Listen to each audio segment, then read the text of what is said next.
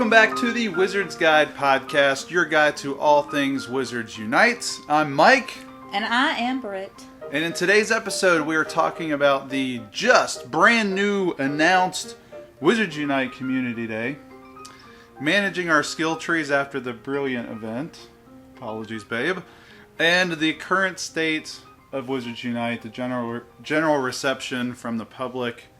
We're going to get into a couple numbers there and comparing it to Pokemon Go and Hogwarts Mystery, or why we shouldn't compare it to those two.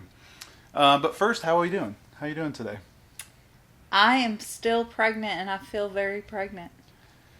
Just a quick side note, I guess, is we are a day away. We're having, well, not even a day. That's true, this time tomorrow, we'll have already had a baby. We're less than, 24 hours. It's we're probably 17 hours away from having another baby. Whew, that's pretty weird. And it's weird because we've had this, the last 3 days, we've been completely kidless. Yeah, everybody's gone. Yep. Penny is at church camp. Mike is at his dad's visitation. And it's just been it's been weird. It's been weird being just a couple again. We're about to go from 0 kids to 3 kids. You ready for that? I guess I better be. We don't really have a choice, I guess, huh? It's happening. It's happening.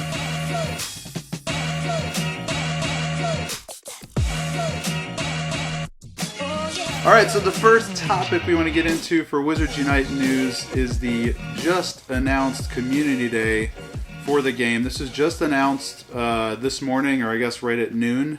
It's going to take place next Saturday, which is July 20th.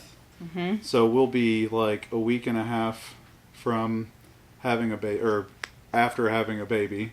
So that's interesting. It's possible. It's possible. It could happen. We'll get a hover round or something we can move you around in. Right. Because for those that don't know, she is having a C-section, so it's a little bit longer recovery time. Mm-hmm. But we'll try. I'll get a horn. Drive around with the hover round, coming through. So, we're having it. Community Day, the 20th. What exactly do we think this is going to be in Wizards Unite, though? When you compare, or when you think about what they're doing... Because the announcement gave us no details. Yeah. Other than more details to come. So, soon. TM, soon. So, comparing this to, Pokemon Go, what do we think... is going to happen during this Community Day? So in Pokemon Go, we've got a 3-hour time frame. Right. And it's kind of a featured spawn for that day. It's a shiny version of this one Pokemon. You can go and catch as many of those as you can, and kind of hoard the candy for it. But you're really hunting that shiny. Right. So it has a focus. So I would assume that this Community Day will have a focus.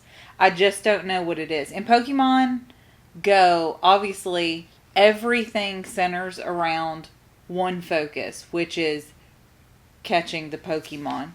Right. But this game really splits its focus into a lot of different areas. So Community Days, it's a grab bag. I don't know what their focus will be, or will it be a singular focus, or will it be more something to progress the storyline, or what I hope it would be more of a task based thing, because I just like a good to-do list. You like your to-do list for sure. So do you think that this is going to be another opportunity to gain restricted section books literally just after having this brilliant event? Do you think they're going to throw another opportunity for those RSBs? I don't think so. Yeah. I feel like that's the easiest thing to say, here's your reward that everybody wants, because this early in the game, that's what everybody's, right. going after. But no, I just think that makes it too fast and too easy to progress your skill tree if they just throw restricted books out on a weekly basis. So no, I don't think that's what it'll be. So I guess another option would be, if we're looking at Pogo, they tend to focus, they do the starters, of course, like Bulbasaur and Charmander and all of them. But they also, when they're not doing a starter Pokemon, it's usually a rare Pokemon, one that you can't really find in abundance. So is this going to be an opportunity to gain some rare fragments that you can't normally get? There's a lot of things in my registry right now that I have not seen yet. Yeah, that I haven't seen at all. Well, and I just noticed, I think I just prestiged like my 10th page last night. That is crazy. And I don't know. Okay, so let's compare our prestige pages real quick. I am a level and a half-ish higher than you. But you have like triple the amount of prestige pages in your registry. Right. It's because I'm more magical. I can't dispute that. I can't dispute that. Yeah. I just think that's crazy. You've got over 10 pages prestige and I have 3. Sorry about that, buddy. Yeah. Yeah. That's terrible. How many prestige pages do you guys have? Comment below. I want to know if am I like lacking? Am I forgetting to do something? Are you just like going after just the same stuff over and over? I'm kind of. Do you show preference to a certain I definitely family type, and maybe that's why you're not?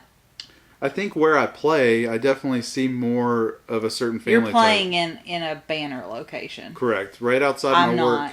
Right outside my work is the Legends of Hogwarts banner. So I think I may have more of those spawning. And of course, it's a park, so I'm seeing more of Magical creatures. But yeah, that's kind of crazy.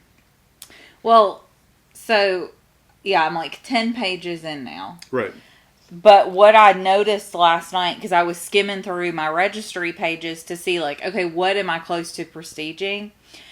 And I've noticed that, like, I'm getting close to prestiging to silver on some of those, but there are no other pages that are even remotely close to becoming bronze. So, gotcha. I'm getting, and there's some pages that it's like, I'll have everything, except there's one item on the page that I literally haven't even seen. Right. So unless some of those start showing up in like things like this, maybe on Community Day, I'm not going to be able to prestige those pages to bronze like anytime soon. I have a better chance of prestiging my bronze pages to silver. That's interesting, yeah. And so if it's going to go with that approach, you're going to get a chance to get rare fragments. Do you think it's going to be one specific rare fragment that you can get? Like, you can get Dumbledore during this Community Day. Or do you think it's going to be the opportunity to prestige a page that has rare things on it? Where that's cool. Where it would be that whole page. Yeah, where a whole page in the registry has a better chance of spawning.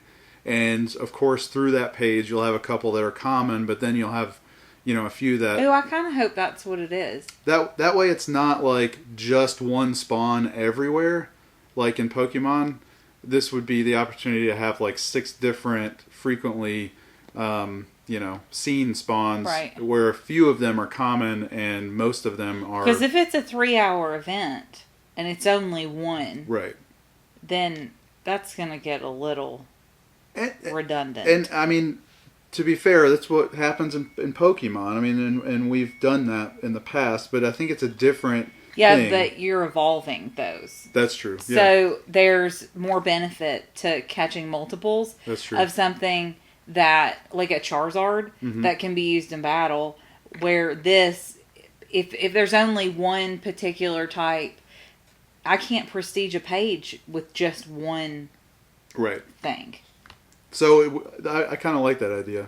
Yeah. That could be like it. Take a whole registry page. Yeah. Or maybe they add a new registry page. A new page. Maybe to a family. Maybe a new permanent registry page. Because we did have a new registry page for the Brilliant event. Right. But it disappeared as soon as the event was over. You weren't able to prestige it, etc. So a couple other ideas that I was thinking of, I jotted down real quick that I could see kind of being an exclusive, cool addition to the game for this Community Day would be maybe a new potion recipe. I currently have all of the potions right now, the recipes for them. I think once you hit level 15, I think you unlock all of them. Right.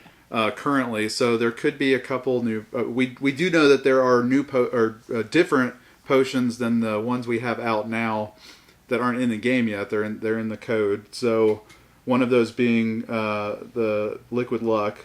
So Right. could there be a new potion released? But I feel like the downfall to that is if you aren't able to play during that 3-hour block of time, missing out on a new potion recipe seems huge to me. Not for other people to have a new potion, a different potion than what you could have had, seems like a huge downfall. I mean, when you're looking at not being able to get a shiny in Pokemon Go versus not having access to a certain potion. Well, it you could do affect also gameplay. typically get like a special move set.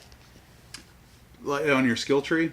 No, in Pokemon Go. Oh, on Pokemon. So it's not just shiny. It's not just grinding candies. You also get a special move. But it's something that is not going to kill your game going forward if you miss out on it. In Pokemon? Right. Yeah. But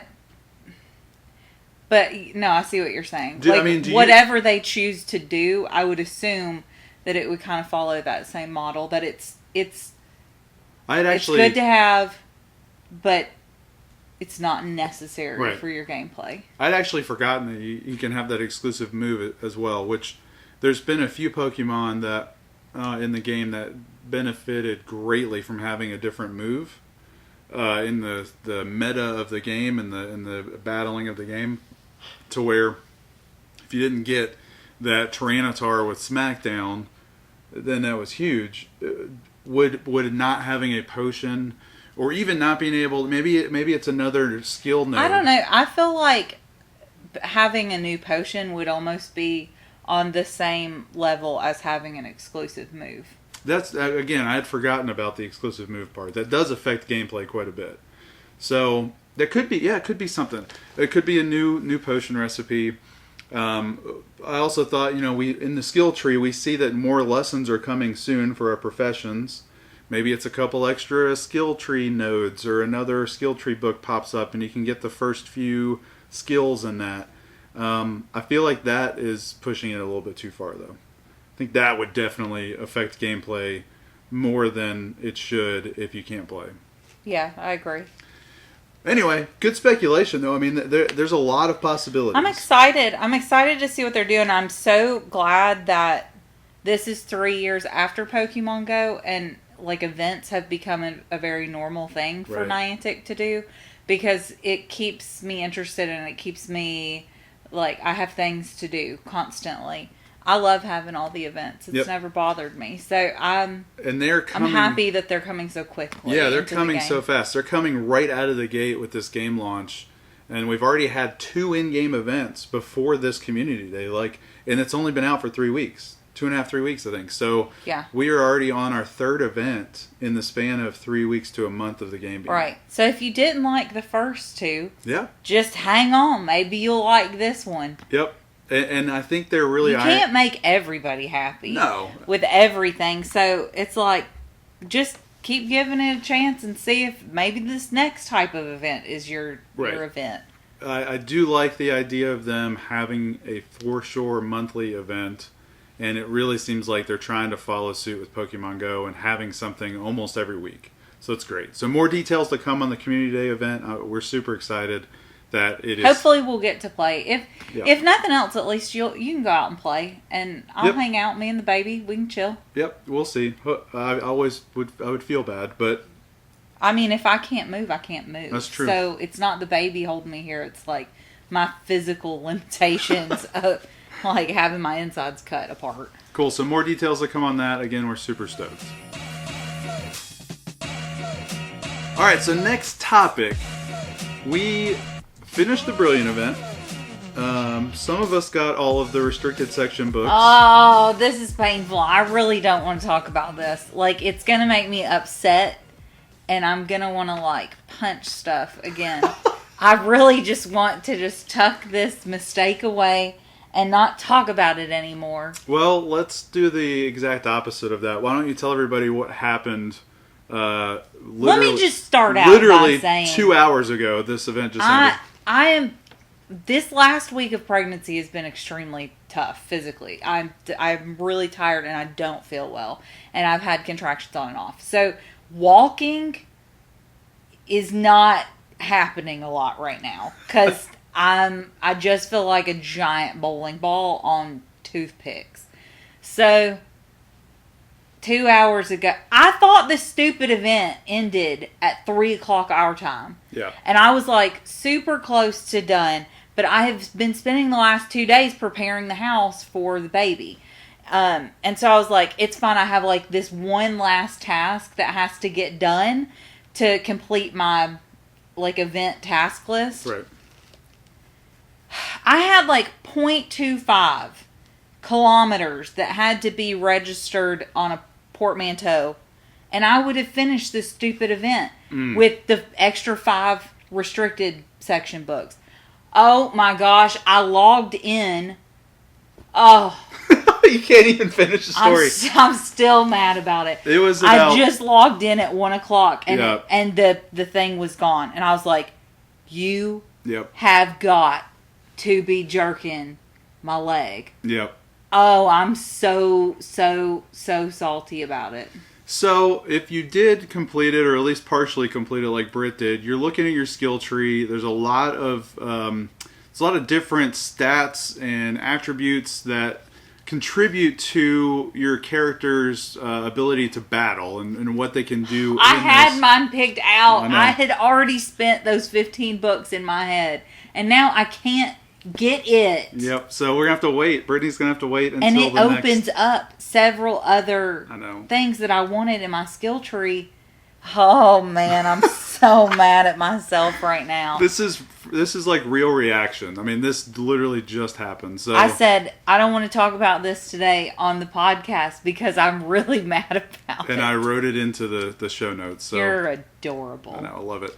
So you're looking at these skill trees. You're trying to figure out where to spend those green books, but you may be a little bit confused on what certain attributes or what certain stats, how they correlate to what happens in those fortress battles and when you're battling. There's a lot of them. It's really deep. But really, the two main focuses on, they kind of fall into two different buckets. One of those is your character doing damage, different aspects of doing damage to things, and one of them is your character's ability to survive or take damage from the bad guys. So offense and defense. Offense and defense is where these stats fall into play. The Wizards Unite Hub website has an article up right now that goes over every single stat that you can run across in these skill trees, and they do a really good job of explaining what each of them are. So go check that article out. I'll link it in the show notes below. But let's go over a couple of them here on the podcast, or a few of them. Some of them are pretty self-explanatory. We have defense, which I would assume everybody would probably know what that means. I think maybe these are self-explanatory to people who have played this type of gameplay. Sure, yeah. I have sat in bed at least 3 nights each week and been like, Mike, I need you to go through this with me one more time. Yeah. So I think maybe it's self-explanatory to people like you, but to me, who grew up playing Parappa the Rapper and all I had to do was click 4 buttons, is not. True. All right. Well, cool. Let's go over some of these then and make sure that we're all on the same page. So defense, it's pretty much what you would assume. I think just overall with the word defense, it prevents overall incoming damage to your character. So it's how much kind of barrier strength or how much defense you have for that opponent to hit you. When you increase those stats or those nodes that increase your defense, you take less damage. So I mean, it's pretty self-explanatory.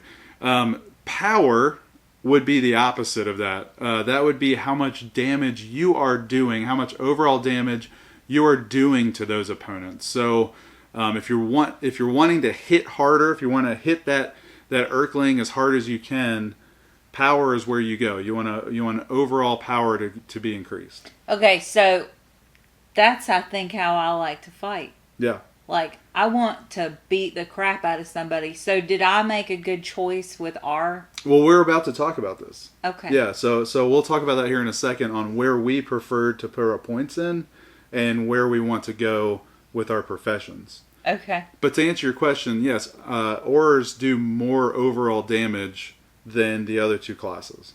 So if you're wanting So I picked the right one then. You did, yes. Okay. Even though Death Eater was not there. Death Eater was not there, but it could be in the future. Stamina that equates to how much health your character has. Yeah, my stamina sucks. Right, which is kind of the trade-off. If you do more damage, you're going to be more fragile. Yeah. So just keep that in mind. Magizoologists have the best overall stamina. They're able to stay alive for longer, but the trade-off for that is they're not able to do as much damage as like an hour. An hour? An hour. An ore. Yeah. Ore. So those are pretty, easy to explain and easy to comprehend, I feel like. Yeah, I get that. There are several, though, that you'll come across and you'll be like, what in the world does this mean? So let me go over one that I actually found out what it meant by reading the Hub's article. And it's something that I didn't even want to put any skill tree scrolls into. But now I'm kind of thinking we may want to, now that I know what it is. And that is accuracy. So there's like one node on the Magizoologist tree that's accuracy. What it does is it increases, your targeting reticule. You know, the thing where you... Reticule? Reticule? How do you say that? I don't know. It doesn't sound like a word I've never heard. The circle. Okay. Let's go easy term. Sorry. The circle on your screen when you drag your finger and target an opponent. Yeah. That little circle that fills up before you can trace your spell. Right. That is what I'm talking about. That will charge up faster. Oh, so you don't have to hold it still so long. So think about those pixies. When you're trying to hit those pixies and charge up your circle on them, when they're moving around all over the place. Yeah. It'll charge up faster. That is not what I thought accuracy meant at all. I did not know I thought accuracy meant your chance of landing a critical hit. That's what I would assume as well. But there's only been a couple of the 8 foes or whatever you can face in the fortresses that I've seen to be able to even dodge your attacks. So that's why I thought accuracy was pretty lame. Like, why would I want to put more points into that? That's cool. But that charges up your bar. So just... That's cool because I suck at that. Yeah. So that would be super helpful. So check out our videos. We have a couple videos on how to battle. One of them's how to battle oddities, and you'll see what we're talking about if you're unsure of what we're kind of referencing here. Is when you drag your finger and aim your wand, you get a little circle. It fills up before you can trace your offensive spell, your damage spell on the opponent. That speeds up if you increase your accuracy. So that's pretty good. Proficiency power is something that I know you weren't entirely sure what that meant when we were looking at it. This was a pillow talk discussion. That's right. Pillow talk with the Berkeys about skill trees. Boy, it gets real sexy in our household. Man. Let's talk about proficiency power. So each profession has a favored enemy or favorite type of enemy. An Auror does more damage against dark arts. Dark arts. Magizoologist does more damage against beasts, and professors do more damage against curiosities. Mm-hmm. If you increase your proficiency power, you will do more damage against those foes than you already do. So you are just smacking them across the face as hard as you can if you increase that, which is great. I mean, you do more. So I would do more damage against spiders that I come across, the acromantulas. So I feel like that's pretty cool. It makes my uniqueness as a class more special, I feel like. If I see a spider or an acromantula, if I see an Urkling, I'm like, I got that. I can smack it around. So that's something you can increase. So do you think you're going to put points into that as an Auror for dark arts? Yeah. Yeah. I already have. That's an area that I've been working. Once you told me what it meant. Right. Then I started putting scrolls into that. So the opposite of that would be your deficiency defense. So these are things just like I just said about having the edge on certain enemies. You also are weaker against certain enemies. And all of those correlate to what I just said a second ago. So Aurors are weak against beasts.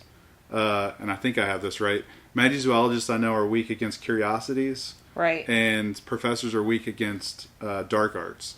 So if you increase your deficiency defense, this will make them less effective against you. Now they're still going to hit you for quite a bit, but it's gonna save a little bit of health if you increase that. Right. Now these next two correlate very well together, and it's something that I think you as an Auror are super interested in.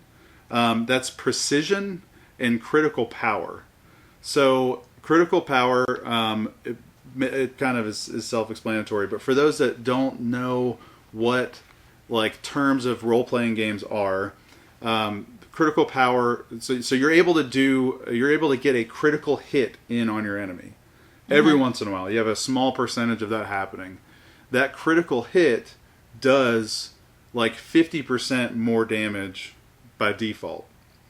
If you increase your critical power, though, you start increasing how much damage those critical hits do. Yeah, I've been putting a lot into that. So you, unfortunately, if you're able to spend those restricted section books on that one spell, you would have been over double damage for a critical hit starting a battle. So your first hit, I think, it added like 40% critical hit damage or something. I can't remember exactly what it was. But it would have been huge for your critical hits to do almost double damage. Now your precision, what I mentioned a second ago that correlates with this very well, is that percentage chance that you actually hit that critical chance. So when you attack, you've got a small percentage chance of hitting that critical hit. Your precision will increase that every time you put more points into that. Mm-hmm. So as an Auror, you're wanting to do as much damage as possible because you can't stay alive for very long. So your precision chance should be up pretty high. So you up your chances of hitting for double damage, or at least 50% more damage than a normal hit. Right. Does all that make sense? I mean, it makes sense to me. Okay. So I think as an Auror, you want to kind of put your points into overall power, which doesn't have any chance. It just increases your overall power, period. And then your precision and critical power team up very well. Right, which is what I've been doing. There are a lot of other stats. We didn't cover all of them. There are a lot of other stats on the hub, though. If you want to go check them out, check that article out. Again, I'll put it in the show notes below so you can look at it. It's very useful. It's very cool to look at. So, as an Auror, we just talked about this for Britt. Overall power, crit percentage, and crit power, kind of what you're focusing on, right? That's what I'm focusing on. Because I just want to, maybe it's because I'm impatient. Maybe that's what it is. Yeah. Let's get in there. I'm going to beat the crap out of this as fast as possible. We don't need to, we don't need to talk. We don't need to talk in battle. We don't need any witty one-liners.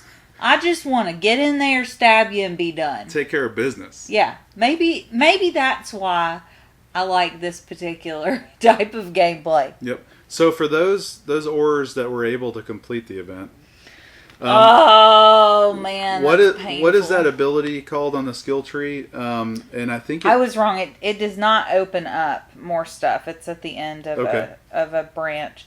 It's called Dancing with Dummies, and it increases your precision versus foes with 100% stamina. It increases it by 35%. Right. So that's that first hit. Yep. Of battle. So that first hit that you get on a enemy as an Auror, if you have that Dancing with Dummies ability, it's almost you need 15 restricted books, which was the max in the event. I have 10. Oh man. But it's almost a 50% chance of hitting a critical hit on your first enemy when you take that 35% increase from this ability with whatever precision you've put in just generically as an Auror. So it would have been huge for Britt to have that. You have 18% precision now, so that it would have been right at 50%. Oh man! So you would have just smacked. You had a good chance of smacking that new enemy right in the face. But next opportunity. Shoulda, coulda, woulda. Yep. All right. So as a Magizoologist, what I started really focusing on at the beginning was stamina. I wanted to have as much stamina as possible so I could Real stay alive. tanky. I want to be a real what was it? Sexy, tanky support. a tanky support. Sexy, tanky support That's right. class. But I found that I started to get to the point where like I just had an exceptional amount of stamina. It didn't even matter. Right. I wasn't even getting to the point where I was getting below half health in most battles. So I started to put more points, and I think Magizoologists to start focusing on this at a certain point into doing more damage, into those power nodes. You want to make sure you start hitting for a little bit more while you have the amount of health you have. Again, you won't stay alive, or you will stay alive a lot longer than the other professions, but you won't do as much damage. But there is an ability called Become the Beast on your skill tree that will pretty much fix that. It really evens out the amount of power that you can do in a battle. The only issue is we, as Magizoologists, were not able to get that ability with this event because you needed a total of 19 restricted section books to get to it and get it. So, are you going to spend your green books then, or are you going to wait? So I have I'll feel better. Well, what I've done is I kind of went around the skill tree of the Magizoologist and I was looking at it. So Become the Beast, it gives you 40 more power if your focus is at 5 or above. So in these fortress battles, you have a focus bar at the bottom. Default, you start at 2 focus. So I started wondering, is there a way to start the battle with 5 focus? So you're guaranteed to have, at least at the very beginning of each battle, 5 focus, you're doing 40 plus power. And yes, there actually is a way to start a battle as a Magizoologist with 5 power. And that's you're putting points into initial focus. I'm going to pull up my skill tree real quick just so I can know what these abilities are specifically. But I found a path to where I'm starting battles with 5 focus, which means once I can get Become the Beast, I have 40 extra power at the start of each battle, which is huge. And there's also another ability towards the bottom of the skill tree that gives me an extra 15% defense if I have 5 focus as well. So those abilities for you Magizoologists are called Confound and Bewilder. That allows you to have 2 additional total focus at the beginning of battle. And then way down on the skill tree, there's one called Trouble with Truckles. And you start with an additional initial focus. That's 5 initial focus. The only issue is as you get further down the skill tree, of course, the more expensive those skills get. So I am spending scrolls. And it's harder to get scrolls. Unless we keep doing events. Right. So we're grinding out those brilliants. Like crazy. So I'm spending scrolls at an amazing rate. I spent, in one ability, I spent 30 some scrolls. And the Trouble with Truckles ability costs 38 scrolls. So. I wonder if like in 6 months are we going to be like, whew, that one was so cheap. It was only 32 scrolls. Right. Now it cost me 200 scrolls. And just to make you feel better, I do still have 7 restricted section books. No, it doesn't make me feel better. Gotcha. So that's just a general overview of after this event, what we're looking at for our skill trees. Hopefully this helped you guys out if you're an Aura or a Magizoologist. Sorry, professors, I haven't been able to really research too much about what you should jump into. But I know there's a lot of WooTubers out there. I know Lynette, Wizard PhD, her YouTube channel, she's a professor, and she's already done a couple videos on where you should spend those restricted section books and your scrolls from this brilliant event. So go check that out. All right, so this next section we want to talk about is the public reception, the overall reception of Wizards Unite in the first 3+ weeks that it's been out. How is it doing, essentially? And before we really get into this, I want to make a point to start out with this. I think it's really unfair to compare this game, or really any other mobile game, at least currently out, to the launch of Pokemon Go. Yeah, I do too. I don't think there should be anything compared to that. It was Pokemon Go was a phenomenon. Not because it's the greatest game on Earth. Totally. Personally, I prefer this game over Pokemon Go because I think it's more complex. But it was the first of its kind. It was the first mobile AR game. I mean, we had Ingress, but it was like the first mobile AR game that hit such a large section of the. My mother was playing Pokemon Go. Right. I think so. That's not fair to compare the numbers. It was the first well-known franchise that jumped into an AR game, geolocation game. If you didn't play Pokemon Go or Pokemon games, period, you had a child that played it, or you had a friend that played it in school. Like you knew what the franchise was. And the original IP tied so well to the idea of a mobile AR game, and I think that's going to be a big issue for a lot of these new franchises that are trying to move into mobile AR. Right. Is it just it doesn't marry quite as well? Yep. And I think it takes a really talented group of writers to make that work. Yeah, I agree. And I think it's working with this game personally. I do as well.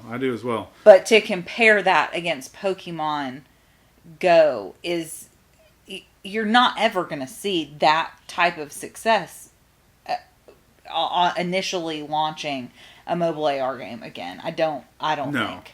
Especially when it's in the same market, like you just said. Any additional AR games, it's never going to reach that peak again. And secondly, I've seen a lot of articles comparing this to the other Harry Potter mobile game out right now, which I know was your favorite game of all time. Oh, my Lanta. Hogwarts Mystery, because they're comparing how much money Hogwarts Mystery generated in its first opening week to the amount that Wizards Unite did.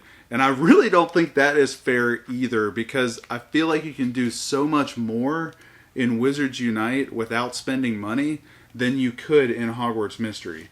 Right. You would have spurts of time in Hogwarts Mystery of gameplay where you could play it for 3 to 5 minutes before it asked you or needed more gems to continue, etc. Oh, that game was painful for me to play. Yeah, so I think that comparing how much money Hogwarts Mystery made in its opening week-ish to Wizards Unite is unfair.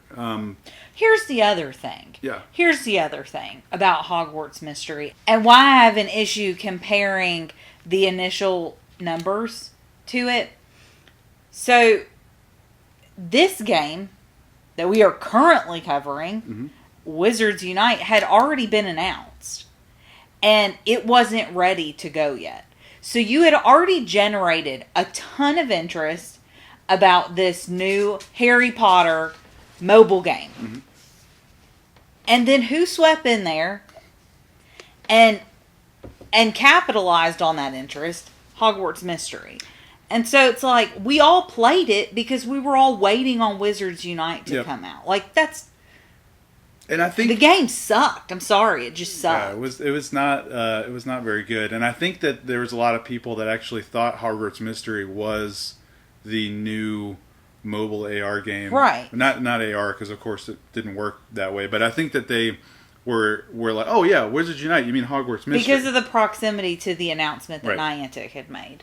I think another aspect when you compare financially Wizards Unite to Hogwarts Mystery is I feel like there's probably more hesitation for new players in Wizards Unite to know exactly what they want to spend their money on, because there's so many options. You know, when you first jump into Wizards Unite, it's like, do I need more spell energy, or do I need more ingredient slots, or do I need, more rune stones? What do I need to spend my money on?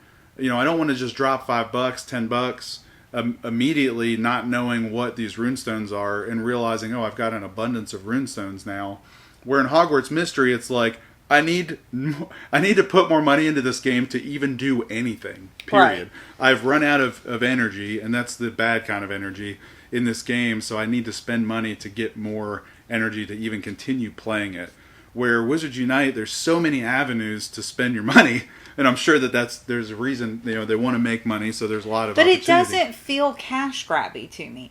And I I don't don't think so want to either. sound like I'm just like bolstering WB and Niantic's game. Right. Because it's not like I'll let you know exactly where I stand.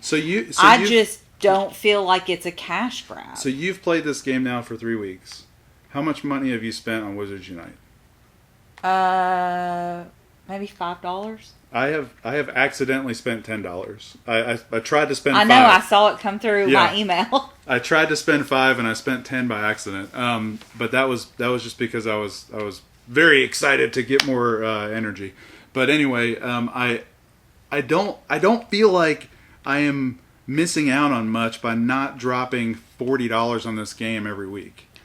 No, and I literally can't. Right. Like, I can't go spend that kind of money on a mobile game. Right. Did we spend money on Pokemon Go? Yeah. Yeah. And that wasn't because we were covering it for a YouTube channel. We were playing that for fun.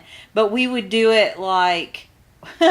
that's what we did for our date nights. Yeah. So, rather than going out and like... I don't know, going to the movies or something. Like, we would, if it was like an event or something and there was an event box, we would both buy an event box and we would, that's what we did on our date nights. But it would be sporadic. It would be overtime. We'd spend like $5-10. Well, and I never felt like I had to spend that money in order to do well on the game. It was for my own entertainment, and I because we spent 3 years playing Pokemon Go, maybe that's why I look at spending money in this game the way that I do. I don't feel like I have to, and like I go out every day and I'm like, I got to get my dailies done because I want my 10 gold for the day. Mm-hmm. Like, it just becomes like a challenge for me to see how fast I can save up 150 because I'm increasing my spell energy slot or whatever. But I don't feel like I have to do that in order to do well in the game. Right, exactly. And in Hogwarts Mystery and games like that, I couldn't play the game unless I was going to spend money or wait like an extraordinary amount of time. Right. Yep.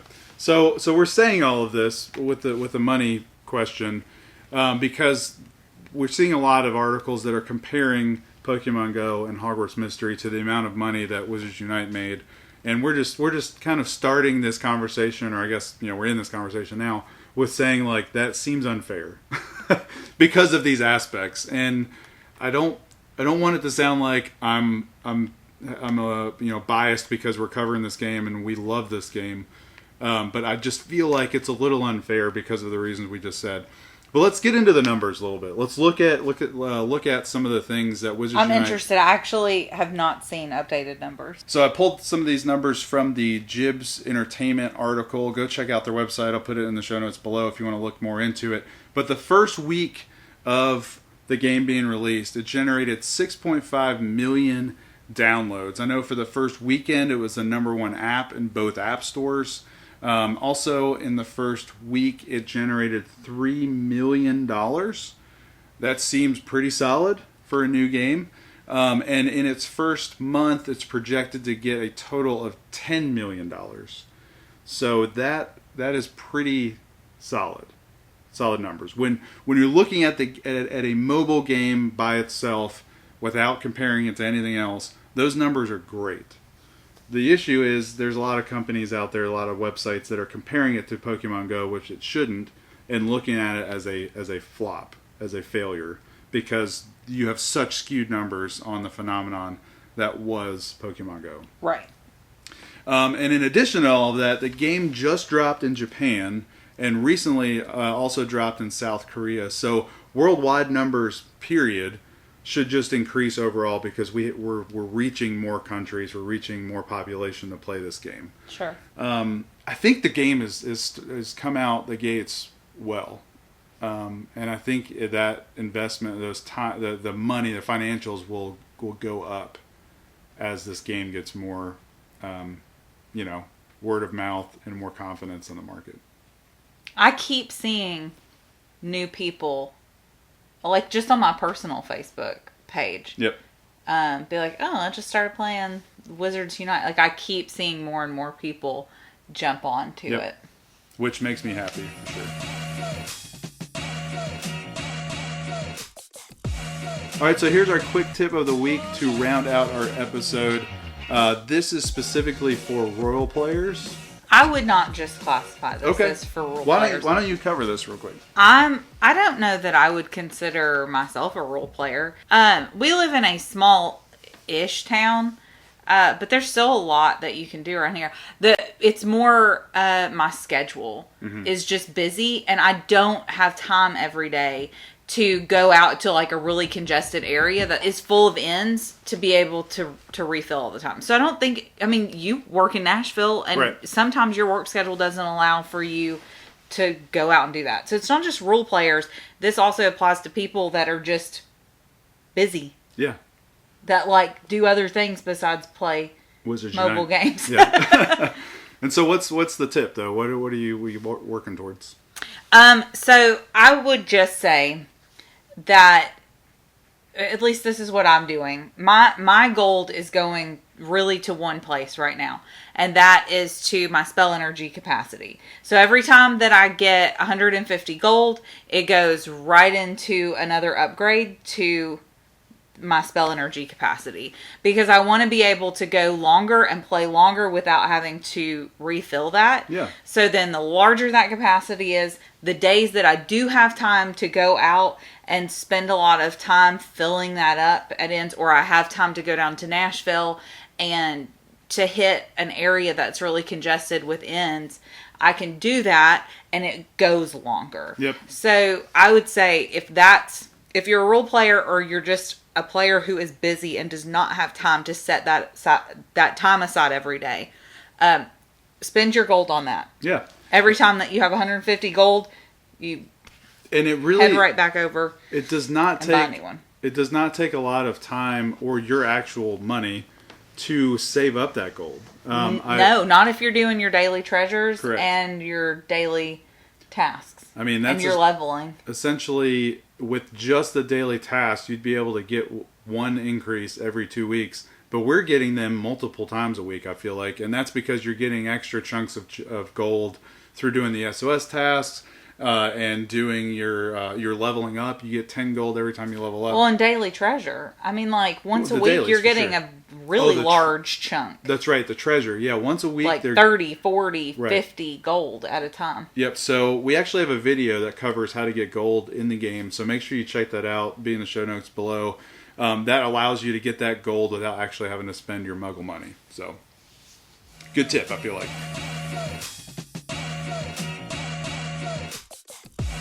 All right, so we finish out every episode with a couple random questions. I wrote down Mike 3 here. Mike picked them this time. Yep, I picked them this time. I wrote down 3 here. I'm only going to go over 2 just for time's sake. And I want to hear what you think about this first one. Okay. A genie tells you that he has the power to give you $1 million, but at the cost of taking 1 year off your life. How much money do you ask for? How much money do you gamble here on? Because you don't know. You don't know how long your life's going to be. So what do you do? Man, this question sucks. I don't like this question. It's a deep question. I would at least do $1 million. Just one, at least. I would at least do 1. I would consider 2. Probably wouldn't go further than that. Because the trade-off to that is you're leaving your family money, but if you're taking, that's 2 years now you're taking away from, like, being with your grandkids or your great-grandkids. Right. So, or what if, I mean, the horrible... But chances are better that I will live, into my 70s, into my 80s. Right. Statistically, chances are good that will happen. So... How bad would this be if you said, all right, give me $10 million, and then you just dropped it? No, that would be bad. And I'm not a risk taker at all. But I would love to be able to help, like, set my kids up. Their future. I would be willing to be like, go ahead, chop off a year. Right. Man, we've got a lot of noise going on. Sorry, our dog is scratching. My phone's going off. I don't like this question either, but I knew it was tough, so I wanted to ask it. Mm-hmm. So I would probably be around the same range. I may go up to if 5. we both just chop a year off, oh yeah, then we'd be $2 million in. And hopefully we'll just go out the same year. Hopefully. All right, so a less intense question. Would you rather live in a cave or live in a treehouse? What the heck? Where did you find this question? Would you rather live in a treehouse? Think of the surroundings. The I animals, know. I'm thinking about it. Or live in a cave where you're possibly in a bear's habitat. You know, bears hibernate in caves. There's spiders. No. I think I would just choose a treehouse because I've seen that. There's that show on TV that has like the really fancy sweet tree houses. And I'm in my head, I'm in one of those. But what if you had to build the treehouse? If I had to build anything, we'd be screwed. Well, let me say, if you had to build anything, we'd be screwed. Because I'm a lot better with power tools. But I wouldn't trust my building skills to put us up in a tree. So you're stranded on an island. You have a cave. Or you have a large tree that you can build a treehouse. I would feel more comfortable in a treehouse. Yeah, I would too. Because I can look down, I can survey, but it takes time to build. You got to have the right resources, I guess, to build it. I don't know why. I feel like I would be more nervous that a cave would flood. Oh, I wouldn't even have thought of that. I would have died. Babe, if it comes down to survival, we're both dead. Yep.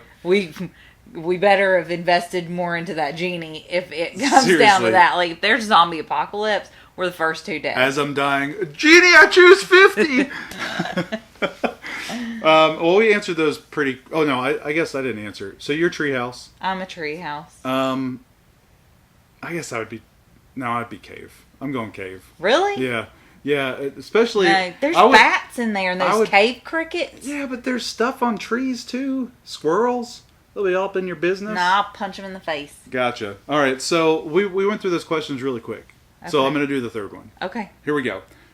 We're going to rank each other's top 3 drinks. And we're going to see if we're correct. So I'm going to rank your top 3 drinks. You're going to guess what my top 3 drinks are? I'm going to guess what your top 3 drinks are. So it's like the newlywed game? It's like the newlywed game. Okay, go. All right, so number 1. This is going to be easy for you. This is so unfair. Yeah, so I definitely know your top one. Yeah. Number 1 is water, period. Okay. Well, I guess I don't know. I want to hear all 3 of them. All right, so I'm doing water. Okay. Can I do water again? Because I feel like it's almost. This is hard if it's top 3. I pretty much just drink water. I'm gonna go water. I'm gonna go Coke, regular Coke, but I guess you're kind of an exception right now because you can only drink Coke Zero. Right, diabetes. So that kind of grabs both of those with that Coke and Coke Zero, Coke / Coke Zero, and a frozen coffee of some sort, frappuccino or something from McDonald's. I think that would be your top 3. How close am I? I think that's accurate. I like grape juice a lot. Grape juice? I wouldn't even have. I don't drink it much. Right. I really just drink water. I just don't drink much. I don't even drink flavored water. Orange juice was up there, but I didn't think you. Only like that when I'm sick. Gotcha. All right, so would that Yours be correct? Yours is going to be harder. I guess so. It's hard to say because it's kind of like water's up here, and then everything else, except for like tea. I will not drink any type of tea ever, because I think it's disgusting. I like the only Southerner that doesn't drink sweet tea. I think it's the grossest thing. Let's start a battle. Kombucha. Let's start a battle online. Dr. Pepper. What are your feelings on Dr. Pepper? I have strong feelings about that and root beer. I don't do that. Yeah. I don't do any kind of cream. I feel like drink. I feel like Dr. Pepper has a huge following. So you just lost a subscribers. It's disgusting. If you drink Dr. Pepper, then you were just gross. I thought you were about to go Ricky Bobby. I was, and then I remember if you chew Big Red. And then I remember children listen to this. Okay, Yours My would top be three. not water, because you complain every time I make you go on diet. I absolutely cannot stand just drinking water, and that's exactly what That I'm seems drinking so right now. bizarre to me. Like, it's just, I drink water all the time. Your top one would be Coke. Okay. Coke or Coke Zero. You usually have Coke Zero, but I think that's because I pester you about your sugar. So, Coke. Okay. Uh-oh, second thoughts. Coke and coffee would be really close. You drink an extraordinary amount of coffee. What would be 1 and 2, though? You've got to... Probably Coke and then coffee. Okay.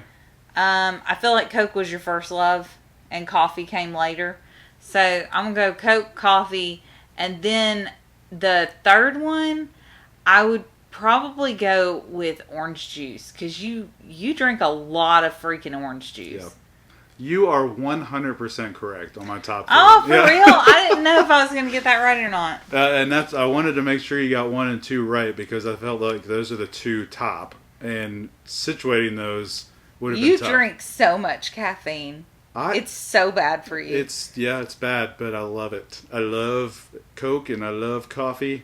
Yeah. And I love orange You juice. probably should not invest much into that genie, because based on your diet, Yep. you are definitely going to die earlier Listen, than I'm me. drinking water right now, even though I don't like it. I'm drinking. It must be that there's nothing in the fridge, because There's I not don't much. know why you would be drinking that willingly. We've got almond milk and Capri Suns right now. So rank your top 3 drinks down below. Let us know what you guys like to drink, and answer the other questions Unless too. it's Dr. Pepper, and then just get out of here. That's right. Get out of here. That and sweet tea. If you want us to answer one of your weird questions, then these podcasts out, let us know. Hit us up yeah. on Twitter. Let us know if you've got any weird questions. It does not have to be Harry Potter related. We actually try to stay away from Harry Potter questions at the end of these podcasts, just to keep it a little fresh, keep it a little different. So hit us up. Follow us over on Twitter at The Wizard's Guide. You can ask those questions there. And if you are listening to this on your favorite podcasting app, thank you for listening. Leave us a review. We love those reviews. It helps us out a lot, especially on Apple Podcasts. So you can check us out at Apple Podcasts, Google Podcasts, SoundCloud, and then we release this episode a day later on our YouTube channel. And by the way, this is a companion to our YouTube channel. If you have not subscribed to that yet, go check it out. YouTube.com/The Wizard's Guide. Any last thoughts before we end the episode? No. I guess if you're going to leave us a review, make it nice. We're millennials. So, we need words of affirmation. Oh, that's perfect. We thank you guys for listening, and we'll see you, or you'll hear us on the next one.